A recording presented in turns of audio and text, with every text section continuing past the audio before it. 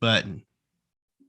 Man, this is fun. I'm looking forward to this today. Antoine, glad you're in here, buddy. Good to see you. I know the folks are going to be coming in here as well. We'll go ahead and get started. We will welcome everybody to another episode of Colored Commentary. This one is Colored Commentary Live, colorful conversations by colorful people about Christianity, culture, and race. I'm your host, Marcus Lloyd, and here in his studio, the flat version of my friend and host as well, Antoine Malone. What's happening, Antoine? Yo, what's up? What's up, everyone? How are you doing? Hope you're enjoying your lunch, or maybe you just finished your lunch if you're on a certain part of the country. Or maybe lunch is it's not even lunch yet. It's like 9:30 in the East Coast or West Coast, right? Mm-hmm. Or maybe you don't even eat lunch. Maybe this is so you just finished breakfast, maybe, or something like that. I don't know. Whatever just happened. Brunch. I'm glad that you're here, and if you're joining us, then it's always fun. Make sure you guys. These lives are awesome. Like you guys, we're gonna say this like multiple times, but you guys make sure you let us know you in the room. So say hello. And even if that's all you type is hello or hi, it's good to see your name and some interaction. It gives us a little bit of energy, and that's why we're doing this, just for the interaction. We want that to happen. Yeah, we love the interaction. We want folks. We are created, even as an organization with Threaded, we are created in such a way that we want to be a help and a guide to those who are trying to really bring the community together, to really have this conversation in the midst of a Christian aspect. We're here to try to help guide folks in that. We know there's folks who are out there who are feeling, separated from folks, feeling alone, feeling like they have no place to go, and feeling like they don't even know what to do at their next steps. And so we're trying to help guide that along. And for those of you who are listening on the podcast, if you have not checked out the live, make sure you come check us out. I think this is what are we doing? This is the fourth Friday. I can't ever remember how we it is. It's the fourth Fridays. We haven't decided whether it's going to be the last Friday or the fourth Friday. I think, because we have these extra months like we do in our every once in a while. But I think fourth Fridays. But the best thing is just to go to the YouTube channel, go to the Colored Commentary YouTube channel, and subscribe, because we make them early, and you'll see it pop up and scheduled ahead of time, and you can set a reminder and all of that. So that's right. We even, we're obviously scheduled out to the rest of the year on the Colored Commentaries, not only live but also our regular recordings.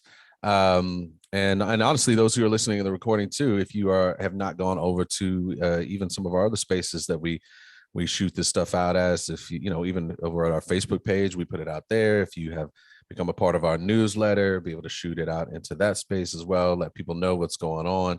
It's a good way to just keep up with what's going on with Threaded period and Colored Commentary as well. So, but we are in here. The date of the live here is the 22nd of October, right? I know it's dating it, and those who are listening are like, man, we already had that. That's okay.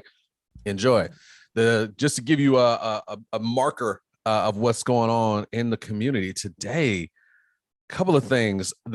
So a couple of things. One that is on topic or kind of on brand for our normal conversation, and one that is not. It's just kind of a weird sort of occurrence, right? So I'll start with the weird occurrence first. Is Alec Baldwin has accidentally killed like an assistant director on the show Rust. That is what's happening. That's such a crazy story. I know. Just I don't know if I think the details are all coming out, but it was a prop gun that he was using that's supposed to have blanks, and I don't know what happened. I know that the industry has put so many safety procedures into utilizing prop weapons. Definitely since Brandon Lee was killed so long ago. Bruce Lee's son was shot on the set of I forgot the name of the Crow. The Crow, yeah, the Crow. I was saying the Raven, and I was like, no, that's very similar, very similar. So I don't know how it happened. So I'll be interested to see like what happened. What else? Yeah, what was it a actual bullet? Was it a discharged? Because it's not like he shot and wounded several people. Right. So it seemed like a malfunction. I don't know if it was a Tommy gun. Or, I don't know. No, it's a Western. So he was using a 6-shooter, most likely. So I don't know, but I felt terrible for him today. I did too. That's one of those stories you hear it and you're like, oh, because you just think about everything. That's just lose all the way around. Yeah, there's no win anywhere. Like it's just lose. Alec Baldwin, for those of you just joining us, I know you guys are just jumping in. We're just kind of talking about some current event stuff before we get into our topic, but we're at the news today that Alec Baldwin shot a on-set member of a movie that he was shooting accidentally using a prop gun that was not supposed to have basically anything lethal about it, to say it broadly, going on. And so we have this accident, and we have one person injured, I believe, several people with injuries, one serious injury, and then one fatal. Right. Fatal deal. One of the cinematographers on the set, and they're finally getting some comments from him.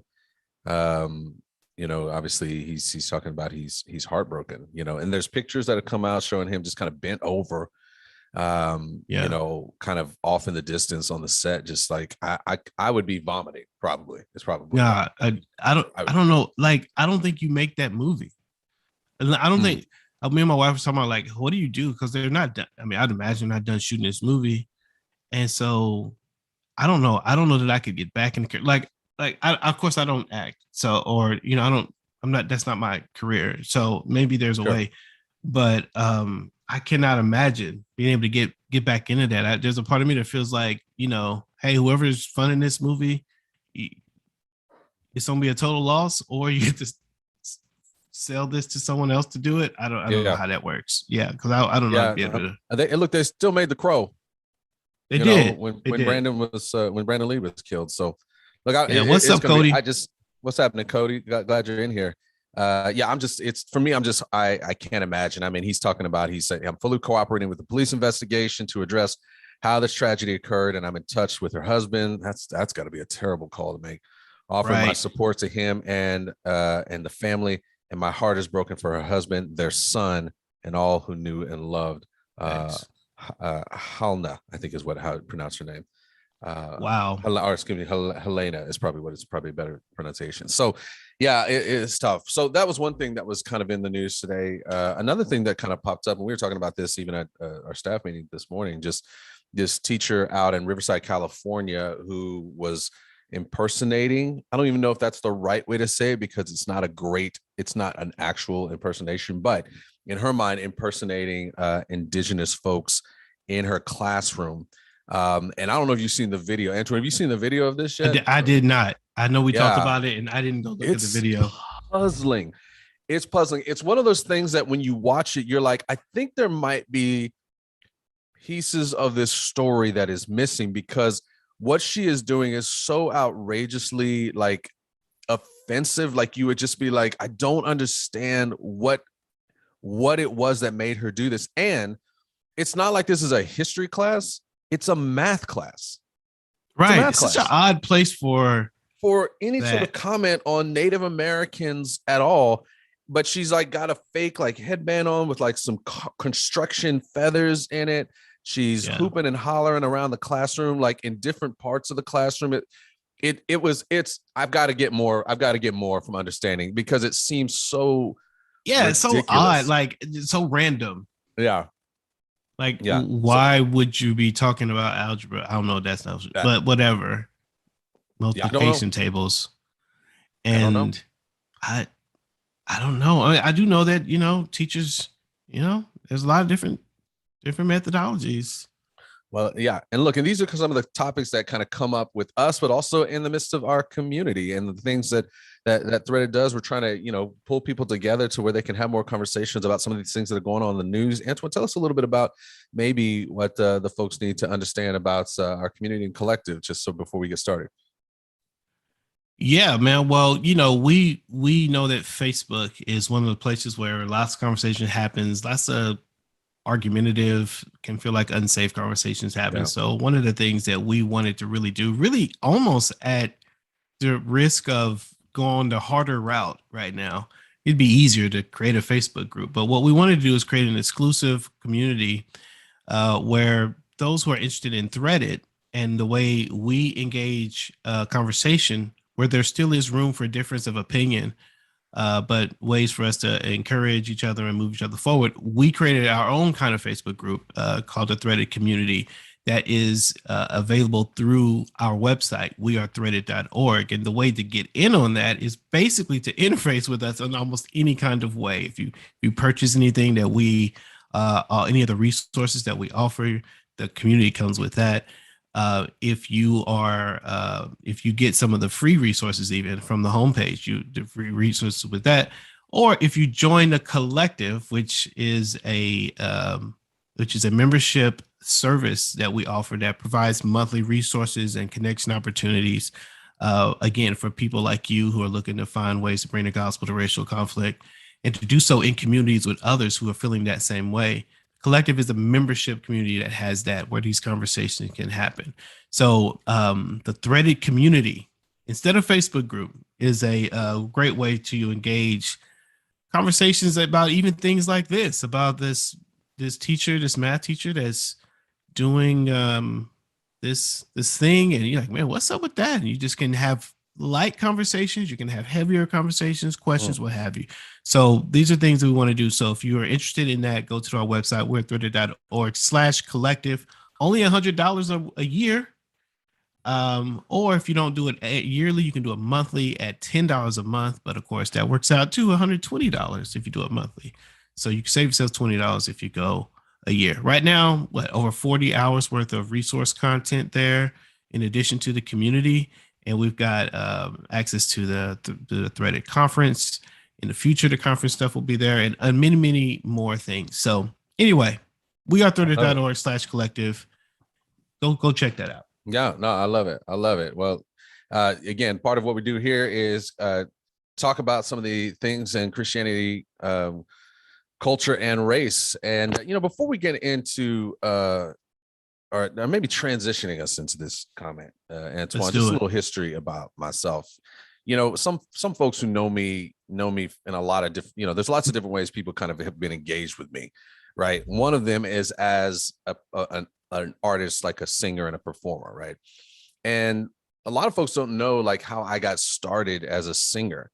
It was my 7th grade year. I was in choir in 7th grade. But I was also, I was taking a class, I was doing the regular classes that you do in 7th grade. And I was in my history class. And we were talking about the national anthem. And I remember kind of being snarky, as I tend to be. If anybody knows me, knows I can be snarky. And I was like, the national anthem. Like, my mom sings that so loud at the top of her lungs. And, she knows, and I don't even know all the words. And my history teacher was like, oh, really? Okay. So here is your assignment for the week. You're going to learn all the words to the national anthem, and you're going to sing it for the class on Friday. And I was like, what? So anyway, did that, learned all the words. And I went and I sang the song at the end on Friday. And it was right at the end of the class. And I got finished singing, and my teacher just like walked out. Come to find out that it moved her so much, she went off and had to go cry in the teacher's lounge. So After that, she got me to sing the national anthem for like one of the big school events that we did. And then the next year in my 8th grade, all the things that we did, I sang the national anthem. They found out about it at my high school. And when I got to high school, I had to sing the national anthem. I had to sing the national anthem at different stadiums with different teams and all these things. But it was a powerful song for me. And I would find myself tearing up as I was singing these words of the national anthem. And it just helped me, I say that because the national anthem and sort of that national pride of America, which is where I have lived my entire life, where I've raised my kids. My parents have raised their children, and their parents before them have raised their children. There's just this connection to this nation that is very personal to me, and it's launched me into even part of my career. And so I say all that because today we're talking about this idea of the nation. We just actually recorded earlier a podcast on nationalism and Christianity, which will be released, I think, later today, right? Again, October 22nd. We're going to try to release that. But today, Antoine, we are asking the question that I think comes up a lot when you talk about nationalism and you talk about Christianity, is this question of, is America a Christian nation? And so that's the question we throw out to those who are listening right now. We'd love to kind of get you thrown in like, yes, no. This is the moment of truth. Put your don't be afraid. Put your stamp on it now. It's going down. This is going to be the one time you answer this question. You can't go back. Everything's on the table. The highest stakes possible. Yeah. You got it. It's all about it. That's right. but I do like. Don't be afraid. Well, I mean, don't be. Look, I think if you, I was about to caveat it. I was about to say, don't be afraid. I mean, we'll be a little afraid, but don't be afraid of us. Is it? I don't have a problem. You can say yes or no, and you're still fine in my book. Right. Just know that I'm probably going to disagree with you, whether you say yes or no, potentially. Depending on what you mean. So. But say it. We love to get the conversation kind of going again. We don't want any craziness, but. So you up here we challenge him to say it out there. I mean, are you gonna say it? Hey, hold up! Before we say it, Brian texts is like, so he's like, so Mark is out here being BB Winans. Come on, Brian. Why I gotta be BB Winans? It's because he's a Christian '80s singer. That's a good reference. I like solid BB. Reference. There's so many great singers out there. Like, why BB? I mean, BB and CC Winans, man. I like BB. I got a chance to meet BB Winans a couple of years ago. He is a very nice gentleman, and he does have a very nice voice. I'm just like this. I mean, it can't be Luther. Why can't a brother get a Luther? Nah, you know what I mean? Hold up. You gotta stay out there. Yeah, just the pantheon. Like, you gotta work your way to Luther now. Stevie Wonder. I mean, Stevie might be above Luther. You can't. I mean, that's what I'm saying. Like, why I gotta be BB? Okay, well, whatever. Because it's Christian. Fair enough. I'm just thinking, he's flattered. Don't let this thing. Don't let what he's doing now tell you he's flattered. Okay, we've gotten. Okay, so is the answer to my question? Of course, my answer is no. America is not a Christian nation, and it never has been a Christian nation. But one does have to answer the question: what does it mean to be Christian? Yeah. Period. And then what does it mean to be a Christian nation? Mm-hmm. In order to answer the question. And I want to say this too right at the front. Marcus, you gave the story and I appreciate the story. I want to say this at the front. For some reason in our modern context, to answer the question of is America a Christian nation as no, somehow means that you don't like America. Mm-hmm. And let me clear the air. One can love America and be proud to be an American and still believe that America is not a Christian nation. Those two things can coexist. Think so? They do coexist. They coexist for me. Okay. So you don't need to say that America is a Christian nation in order to say that you're proud to be an American. I think part of our problem is that we are conflating our feelings with America. Many people are conflating their feelings about America with the answer to the question of whether America is a Christian nation, which those things should not be conflated, in my opinion. America. So you can love America and you can still have problems with America. You can love America and you can disagree that it's a Christian nation. That's what you're saying. That's correct. I think you can have pride in the country and you could be a quote unquote patriot by the truest definition of the term. Yeah. And still not, associate America with Christianity as a core identity. Okay. So I'm looking on the feed here. We've got, I'm not gonna put names out here because people may be on the deal, like, because one of these names is this guy's a famous singer out here, so I don't want to get his stuff out there. Yeah. But the answer is truth. Not and never has America been a Christian nation. Let's see. My answer is no as well. There's another folk. I do not think we ever were either, and don't know if a Christian nation has ever existed or ever will exist. Okay, that's an interesting way to say that.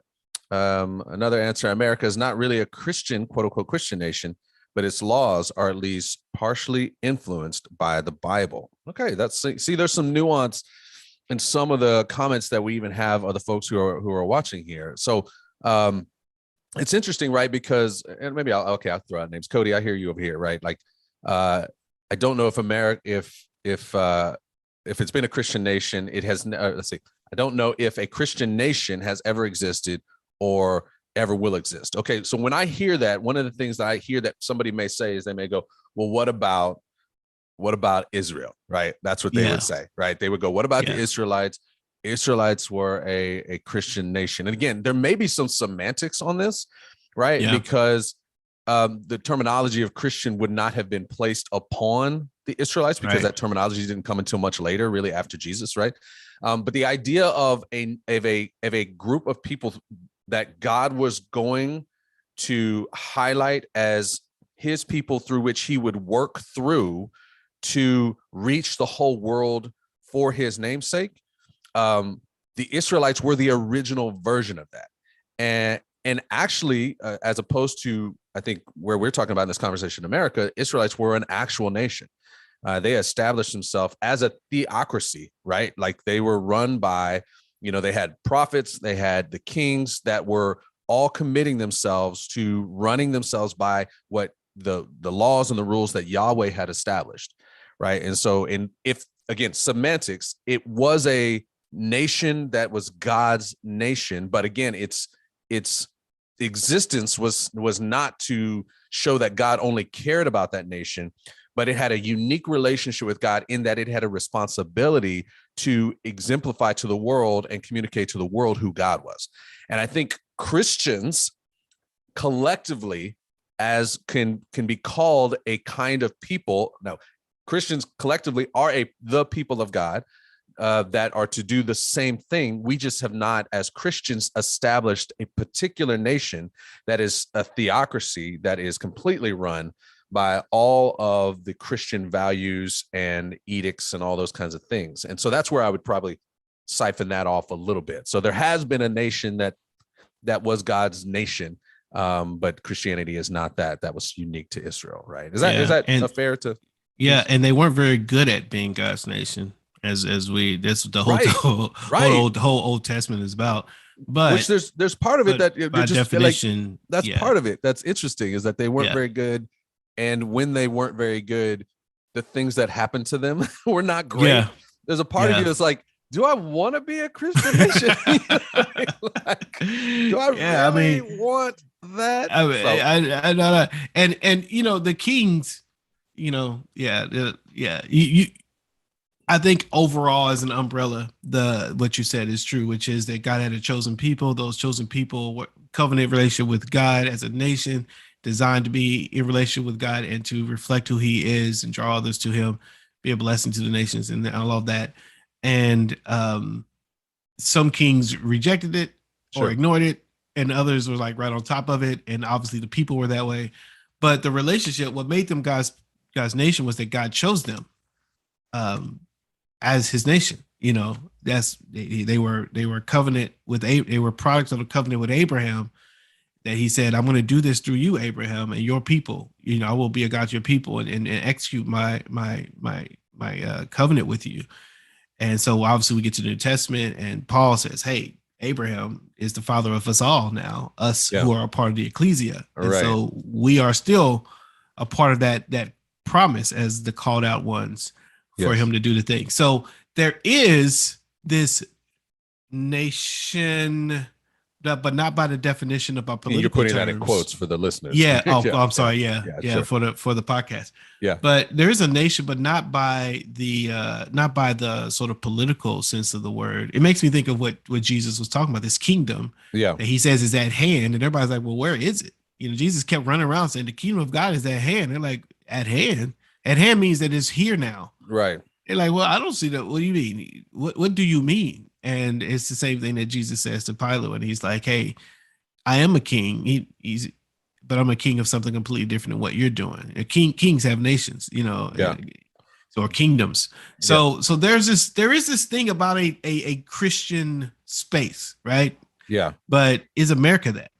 Is that what we would call America? What does it mean to be a Christian anything? Like as an adjective. I mean, like, we go, I am a Christian. Okay, so I'm a Christian person, but what does it mean to be a Christian nation, or to be a Christian anything as a descriptive? Well, are you asking that like for actual practicality? Well, I'm asking it for clarity of the question. As we go through, what's a Christian nation? We like, or is America a Christian nation? You say, well, what exactly is a Christian nation that we would measure America up to it? So, what does it mean to be? Yeah, like what is it? Yeah, I'm not asking like how do you become a Christian? I'm saying no, but like is it kind of like what would you find a Christian nation doing? How would it identify itself? Yeah, like what makes a Christian nation Christian? And I would say, I mean, sort of, I guess to kind of get where I'm going with it, it's Christ is at the center of anything Christian. Of course, right? That seems obvious. Yeah. Hence Christian, right? And so fundamentally, you say just on the words, if you say, is America a Christian nation? Yeah. Another way of asking the question is America, or was America, is or was constructed around Christ? Is Christ at the center of America? Is Christ at the center of things? And if Christ is not at the center of something, then that thing is not Christian. It is something else. That's one definition. Well, and look, and I think that goes to, I see, Brian on here, he talks about, because you talked about was it centered around Christian things? Was it centered around Christ? And I see Ryan on the thread here going, America's not really a Christian nation, but its laws are at least partially influenced by the Bible. And I think, let's see, I think I saw somewhere else on here that the founders were Christians, but I don't know why but is in here. The founders were Christians, but believed in freedom of religion. That's why the but's in there. Okay, so there is this concept when you're having this conversation around is Christianity a Christian nation, that people would say yes, America was constructed, at least maybe not around, but they would say it's constructed by people who called themselves Christians, right? You could either look at the government aspect of it, right? You can look and those who created the Constitution, Declaration of Independence, Bill of Rights, and those founders, which some would call forefathers, which that's a whole nother thing. They would say they are Christian. Some would even go further back and they would look to the motivation for people even coming to America, at least some of the motivation, right? There were colonies that came over here to get started. And when you look specifically at like the Puritans, you think of John Winthrop and this group of folks that are saying we are trying to get away from religious persecution. We are coming into the space to create ourselves as a city on a hill, which doesn't have to be necessarily like they thought they were perfect. In fact, if you read through the whole, diatribe that he did there, it wasn't about that, but they were trying to come and create something that would draw people to God, right? That's what they would articulate as their motivation. This is from a Puritan standpoint, right? So in that question, I would say that there's plenty of people who would say if it's seen through those kinds of lenses, that yes, it was constructed by Christians, for Christians even, right? So I'd love to hear just, how people on the thread are feeling about that. I think it's interesting. It's interesting. Dichotomy makes me think of not the Puritans, but makes me think of the doctrine of discovery, which sure those people thought that they were doing God's work and would have called that initiative a Christian initiative to Christianize the rest of the world and to whatever, be missionaries and to go and to pursue their purposes. So so that's an interesting take. The motivation, like, are the people who came to America, came to establish this nation, coming to establish what were their motivation? Right. That's interesting. But again, that is one particular group of people amongst many others who came to the new world, if you will. Yeah. So again, we tend to raise up sort of this Puritan space, but There were lots, even, from the Pilgrims came and some of the other colonies in Jamestown. I think there was a lot who were coming they were coming in a sense for a kind of religious freedom. And the question I always have for sort of that thought process is, they wanted religious freedom, but did they want religious freedom for everybody? Well, it didn't seem. They really wanted religious freedom so they could practice Christianity. They wanted to create a kind of compound, if you will, a larger compound where they could practice Christianity. And they could get away from the corruption that they saw through the Church of England in the churches and the schools, right? So they were getting away from even what they would call corrupted churches, so they could reform and purify the church in this country or in this world, in this piece of the world. But they were trying to set it up as something that people would look to. Now, the forefathers themselves are not Puritans. Correct. This is what I'm saying. There's a differentiation. You've got these groups that would say that that's what they're doing. But when we get to the actual establishment of documents, laws, all those things of America itself as an entity and nation, that's when I think some of this starts to be interesting as well. Sideways. Yeah, because when I think of, Christian is not the brand of America. What do you mean? The marketer in me, right? It's a feature in America. It's not the brand. The brand for America has, in my opinion, always been the centerpiece of America has always been freedom. And America is most unlike America when freedoms are restricted or where freedom is challenged. I don't see that America is the most unlike America when it behaves, when our culture is not Christ-like, because we've always had a not Christ-like culture in some aspect of what we've done.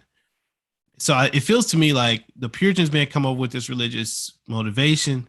The forefathers decided to create a country where you were free to go and be and grow and maximize at whatever level you could do that with.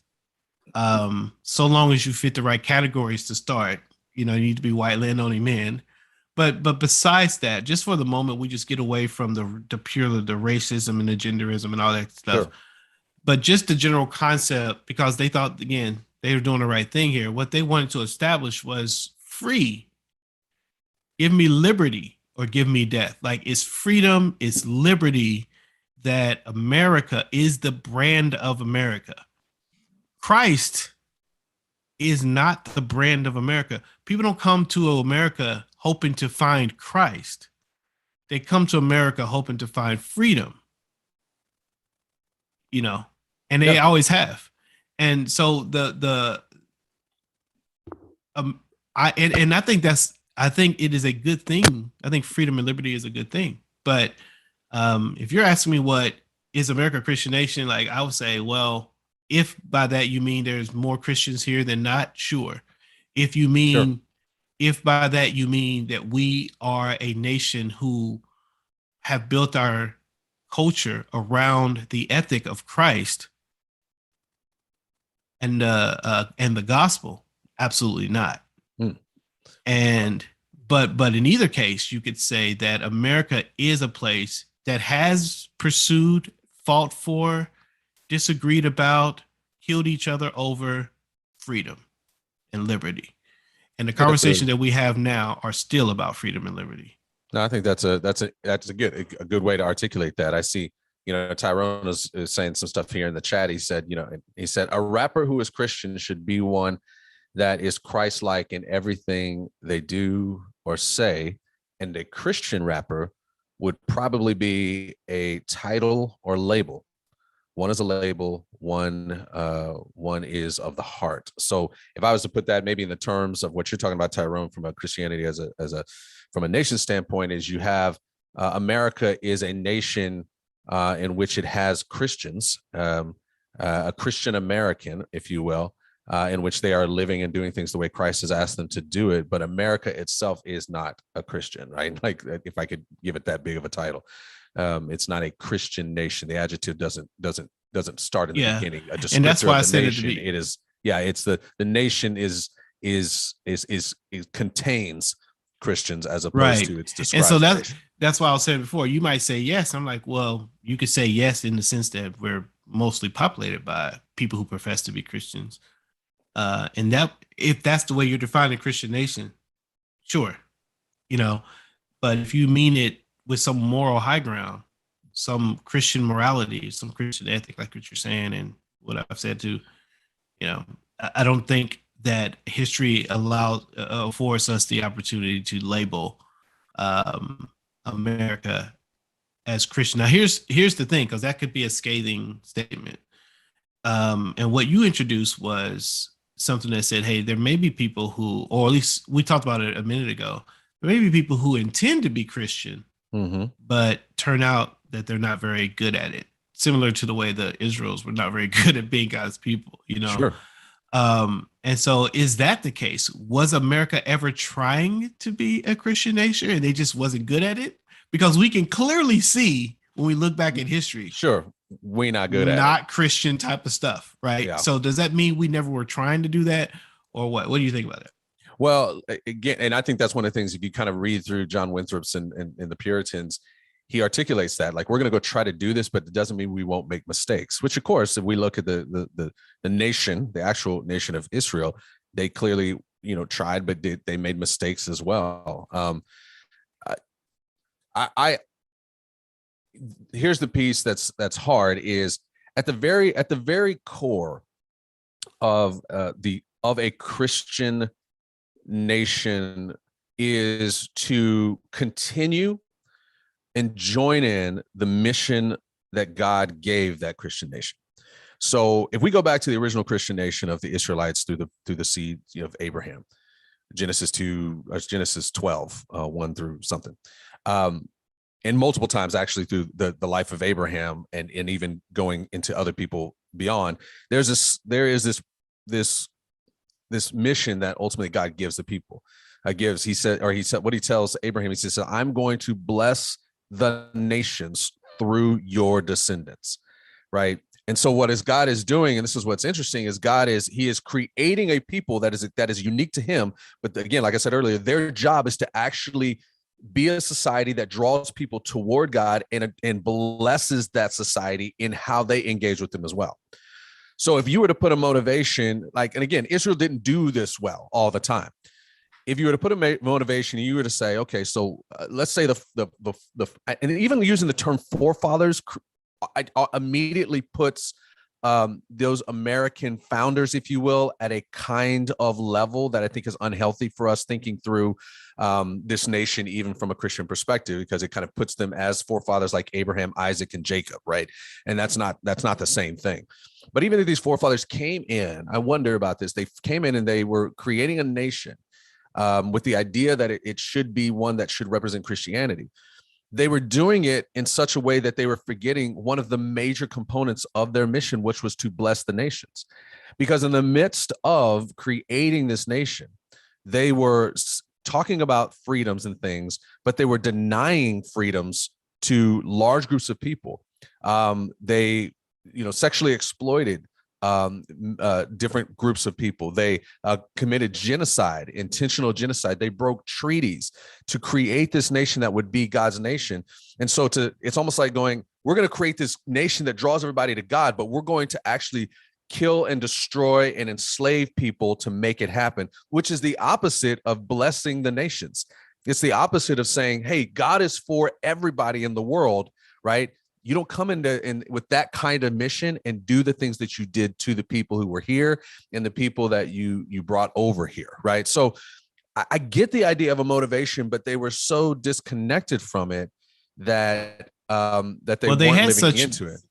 They had such bad theology. The theology that they were working from allowed them, or even compelled them to do some of those things. That's true. They would have thought that it was their Christian duty to subdue the land, to Christianize, that's manifest quote unquote, destiny. The savages. That's the doctrine of manifest destiny. Right. So so for them, there's not a what is that? There's not a tension between what they're doing. It's more than absent. It's the opposite. They're like, we're doing God's work by taking out the Native Americans. We're doing God's right. Like in their brains, this is what God wants us to do.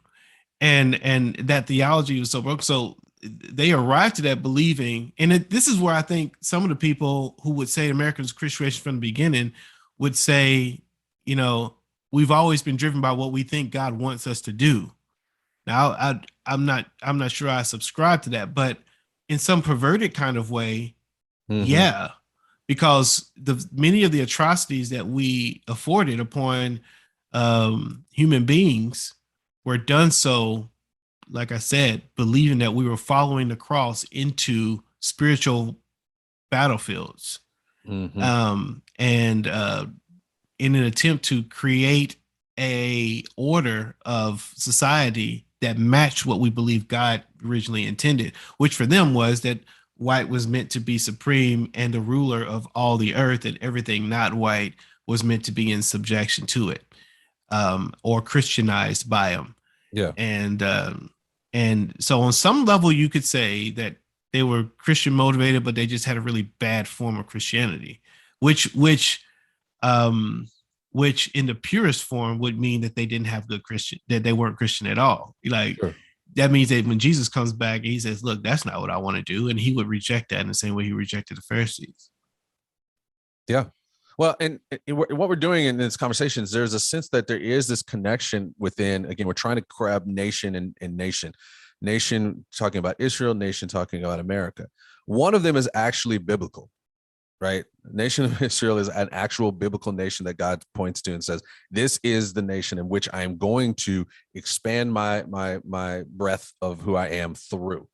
There is no place, and again, you'll be like, well, the Bible, stopped, right? But there is no place in which Christ was saying, I'm going to create another nation like Israel on this earth at which I'm going to come through. That was a nation, right? He was saying, I've got now this, I already have this group of people, and there will be people all over the world who will actually exemplify this. And I have a kingdom that is not of this world, right? So I think to put Christianity in the midst of that it is some sort of specialized, unique nation that God has created is pretty easy to kind of say, okay, we're not doing that. But I will say that there are lots of Christian values, I think very even purely Christian values that are at work in the history and even the documents of America. But they are not pure. They are just Christian. They are Christian values. It's just like it's just like there are businesses out there that are run by Christians that have Christian values, but they again are not Christian organizations. There are lots of those. I work in nonprofit world all the time, but there's a lot of nonprofits that are run by Christians, but they're not Christian nonprofits, right? They are open to do work and business with anybody and do, engage anybody that's beyond Christians, where some things are like, no, they're just for Christians. Right. And so I think America is not just for Christians. It's open it is now open to everybody in many ways to get involved with that. But the piece that's also kind of, I think I wrote this down over here. Let me see if I can pull it back up. When we're having this conversation about this Christian nation, is again from the motivation, Christianity in the form that we know it as it traveled west through Europe created Christians that looked white. And so you had this collection, this large collection of what Christianity was in the white part of the world, the Western part of the world, at least in the ways that it's been communicated to us, is that the way Christianity existed was in the Western part of the world, which was predominantly white, which you said that most of the Christians were here for a while. And what we find now, and again, I think somebody on the chat was talking about this idea of Christian and culture. And what does that mean? Can you distinguish them? In the Christian culture that we know, the American Christian culture, there were a lot of Christians over here who are white. But what we find is Christianity is growing and finding a great amount there are greater amounts in other parts of the world. So would you say now because South America and Brazil is growing as like the one of the higher producing places of Christianity, that they're now a Christian nation because they have so much Christians there? No. If Christianity continues to decline like it's doing in America, does that make it not a Christian nation because it will not have as many Christians in it? Right. Those are some questions I think that are out there as well. Yeah, I don't think that the Christian nation absolutely should be defined by, like you're saying, by the quotient, how many folks are.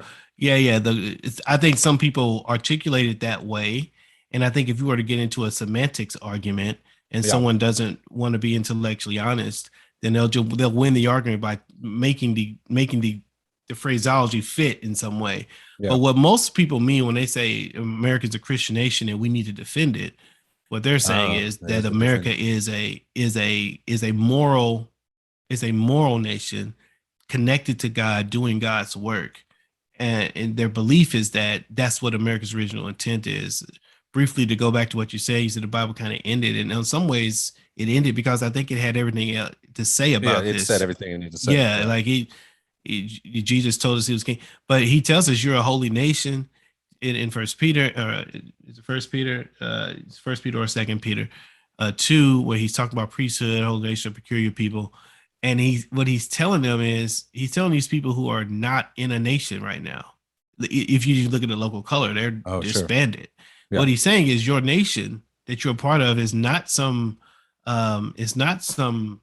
political entity as you understand it, but that you're part of this kingdom thing. And so, like you said earlier, the scripture, and then of course it ends with what that nation's realization is going to look like in Revelation. So we do get the full picture. America as a political state is not a part of that. What he's talking about is his church, his called out people, the ecclesia. Yeah. And he said, you are a nation. And so if there's anything that's a Christian nation, it's the church is meant to be a Christian nation. Yes. And not nation as defined by anything man-made, but as a entity under the subjective servant hood of Christ, who is Lord and King of that kingdom and nation.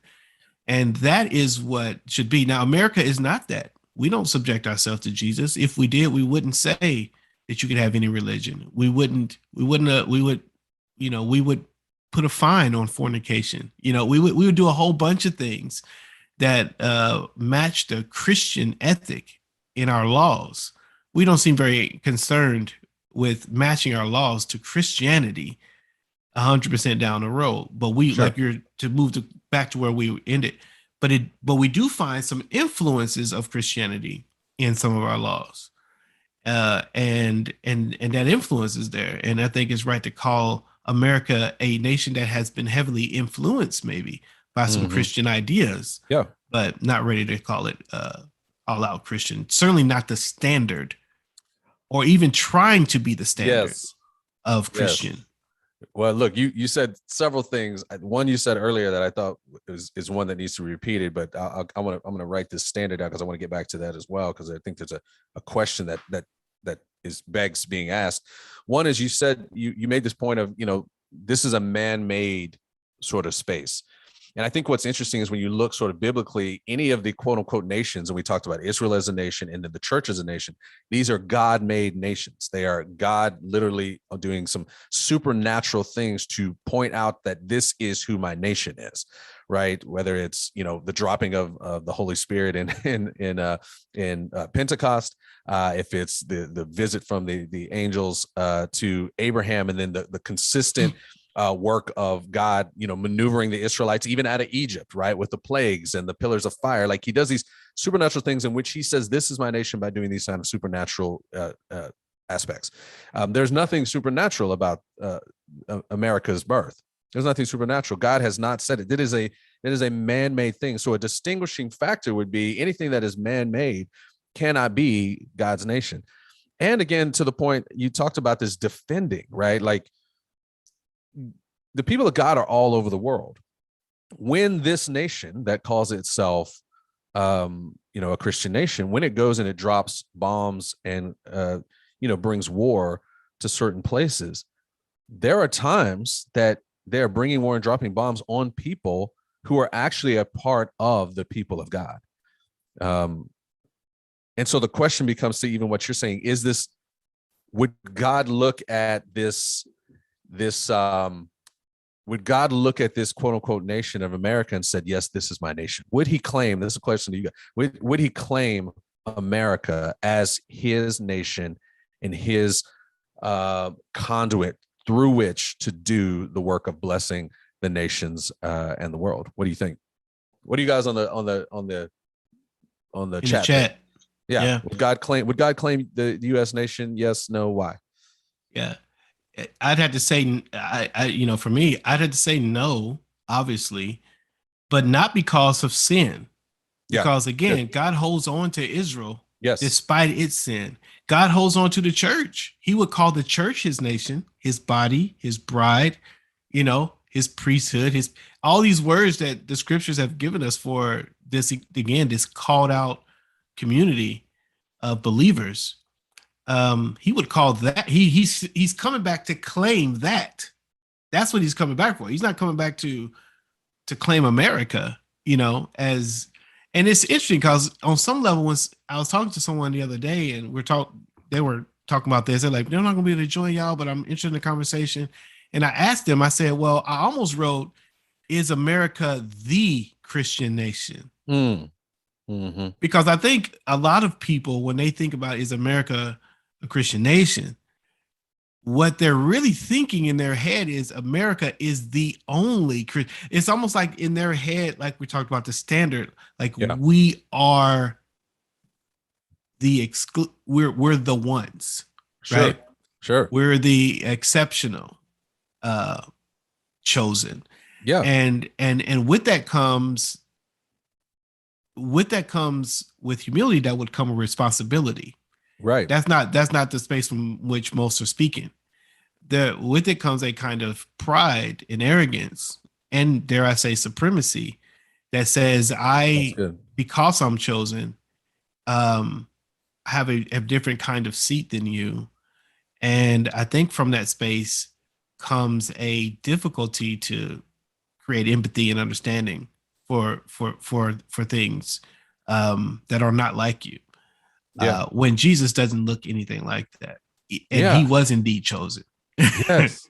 Right? And I think that you're right. I think that's a good distinction around this. The way in which we talk about America being a Christian nation is not one to say we are a Christian nation, therefore we are going to be, well, all right, I'll say not everybody. So this is maybe one person who would say America is a Christian nation would be thinking about it as a purveyor of justice and morality throughout the world. They would see it as we need to go to places and we need to free those who are in sexual exploitation, right? Because we have the power and we have the responsibility to do that because we are a Christian nation. We have the means and the resources to do that. And I think that actually that's a great way to kind of think about it. If you want to say it like that, I still don't think it necessarily makes America a Christian nation. I think what it does is it calls to the responsibility of those who have power and authority and resources in the world to do the right thing, which is, again, if America was a Christian nation with its power and resources, it would find itself following after Jesus to use its power and resources to self-sacrifice for the sake of others in the world, right? So that would be one of the things I think you would see from American who was saying that. But I think to your point, on the other side, there's people who are going, America is a Christian nation, therefore we are the best, and everything we do is the best, right? Again, I go back to even our last president was talking about countries and literally cussing about the countries, calling them S-hole countries, right? As if to say, like, we are the best, those are S-hole countries, and we don't need to deal with those folks. Well, that's kind of the opposite, really, of how Jesus would engage. In fact, Jesus, if that was the case, you would go, oh, I'm going to those countries and actually going to engage. I'm gonna put myself in, I'm gonna actually go and become one of those people so that I can be in the midst, so that they know that they're not assholes, but they actually are loved by God, right?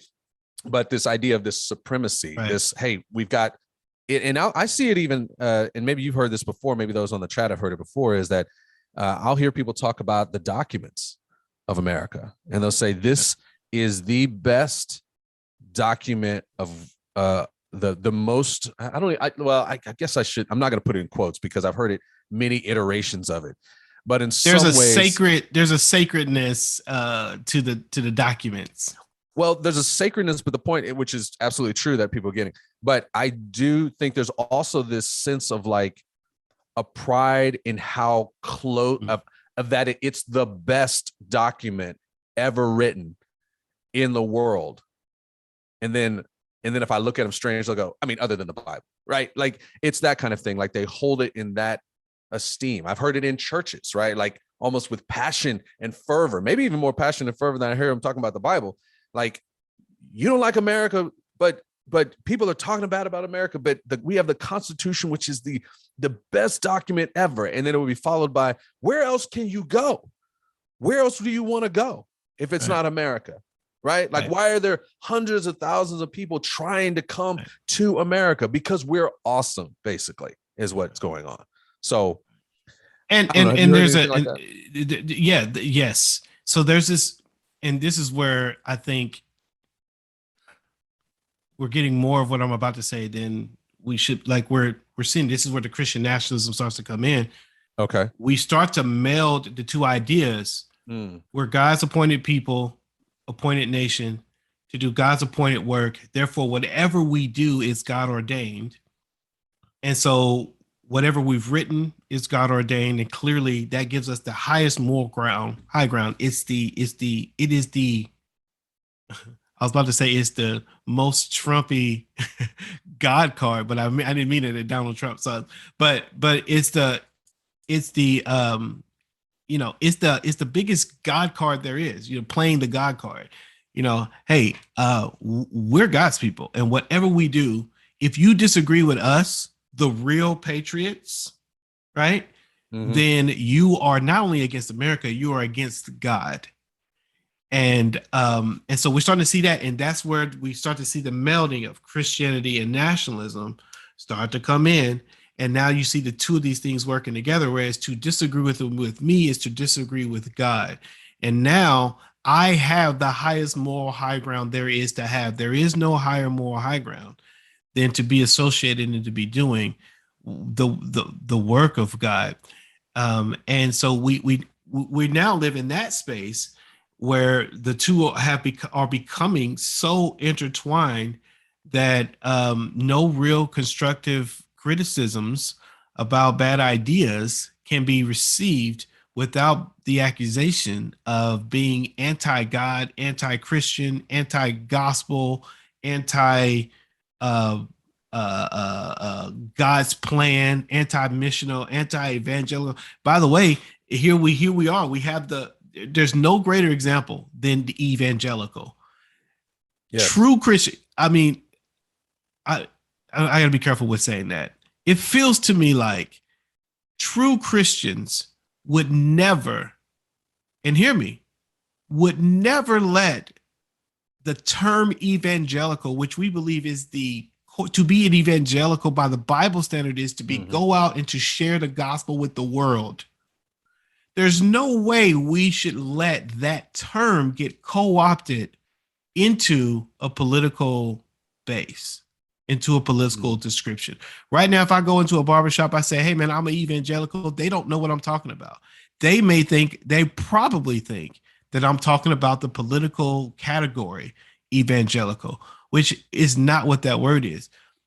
That word and the way it's being used is exhibit A to me of how this melding of America's a Christian nation and our ways, a certain side of our group is the only way that it's supposed to be, to the degree that we're willing to allow the core label of what we're meant to do on this earth be mixed in with the political aspirations of this group. And we're fine with that. We're good with that. To be an evangelical should mean to proclaim the gospel to those who are lost. Yes. But to be an evangelical in America is to vote Republican and to be conservative. Now, I'm not ready to tell you whether you're voting Republican and conservative is good or bad at this moment, but it sure as heck is not evangelical. Evangelism has to do with the gospel and spreading it. And the fact that we even allow that term to become crystallized, right? And I don't care if it was heaped upon us, right? says to me a lot that we're getting more okay with mixing these ideas. And I do think that is one of the more dangerous things to the Christian community. And I think we're seeing a lot of fruits of that mixing producing bad fruit, rotten fruit. As the scripture would say, fruit that does not last, as opposed to the fruit that does last in John 15. I'm looking on the chat just to see kind of what's going on there. Tyrone says, if any actions, I guess this is any actions of the nation, if you will, are based on gaining or maintaining power, then no. God was never about gaining power, always about putting others first. So I'm assuming that if we see a nation doing that, I guess we're not about gaining power. So I'm trying to think, is that consistent with looking at the nation of Israel? Were they trying to gain power? And if they were trying to gain power, how did God deal with that? It seems like early on he was doing it. He was giving them a place of power. He gave David things. Sure. But when we look at Jesus, a lot of the conversation around race is about oppression and, oh my gosh, Marxism, and he sees things. Power is a dynamic that's inevitable. Again, we always talk about inevitables. Yeah. Power is here whether you like it or not. The government has power whether you like it or not. They have power to permit, just like they have power to command and restrict. But if you have freedom, the government has given that to you. The governing forces. Power isn't inevitable. So Jesus doesn't just disregard power. What he says repeatedly to his disciples is, don't be like the Pharisees and lord your power over others. Sure. Yeah. And so I think you say, hey, what does it mean to be a Christian nation and live to wield power like Jesus willed power, the way he taught it and lived it? Yeah, it would be to put yourself in position to serve as those over whom you have been given influence and power. And I'm not sure that America has done that fully. One might make the case that they are pure to that. They're pure. They have done that to their original core group that they established at the very beginning, but that's another conversation. Well, but that's again, if we're talking about nation and how a Christian nation does what it's supposed to do, it is exactly that kind of conversation. That's part of what got the Israelites in trouble, is that they were very concerned about their core people who they thought were the quote unquote people of God, the Israelites, but how they treated the nations, how they treated others who are amongst them is what really frustrated God and really frustrated. It really ticked him off is really what happened. And so many of the ways that he dealt with the Israelites was to show his power and his name because they carried his name around with them. Right. So he would bless them, right, to make his name known. He would also punish them and put them in the exile and have other people do things to make his name known. He would liberate them from slavery to make his name known, right? But he'd allow people to come and bring them into their spaces and destroy their temples to make his name known. So the question, and kind of to end the time maybe here, is why? I asked it before, like, should we want to be a Christian nation at all? And if we are, well, this is two questions. If we are indeed a Christian nation, based on how we have treated the people who were here before, the people who have come around, doesn't it, if the Old Testament gives us a picture of how God treats a Christian nation, aren't we due for some horrifying justice from God at some point, based on how he treated the Israelites? So I guess that's two questions. Like, are we due for it? And do we want to be a Christian nation because of that? I mean, our flesh doesn't want that. The spirit in us, I would say, probably does. For one, to pursue that as the restoring of all things, because we believe that if it were to be realized, if we were really a true Christian nation, that the world is the best it possibly can be, if it's truly realized. But we know that it doesn't. And it kind of goes with the bag. Like we're always talking about this. We're always talking about how we're willing to take the good and not the bad. We do like the exceptional nature of being called God's people. but we comes don't, with responsibility. Because responsibility. And God disciplines his people. That's what he says in Hebrews. And we do not teach this discipline doctrine. And and so in the same way, a lot of people they come to me in my Facebook chats, and they're like, listen, Antoine, you talk a lot about God's love, but God's a God of love and a God of wrath. I'm like, of course he is. Yes. Go back to listen to the sermons that I've preached for several years, trying to teach that God is a God of discipline. Yes. Of course he has standards. No one is saying that his love is absent of his wrath or absent of his standard. I expect God to discipline. The reality is there's many who feel like they're so exceptional that God would never discipline them. And to your point, part of what we need to understand, I believe, even in this cultural moment, is the Christian nation that is not America, but it's just a church that happens to be in America. Yes. It's probably a sub-nation, to put it that way, a part of the nation that is getting disciplined by God. And because we don't have a robust antenna, antenna for God's discipline in our modern context, we read it as persecution.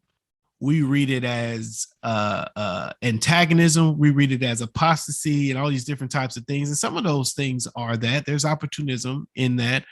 But like you said, if you're going to be God's people, then that means that means that God will have chosen you to bear his name. And when you mismanage that, he is going to correct it.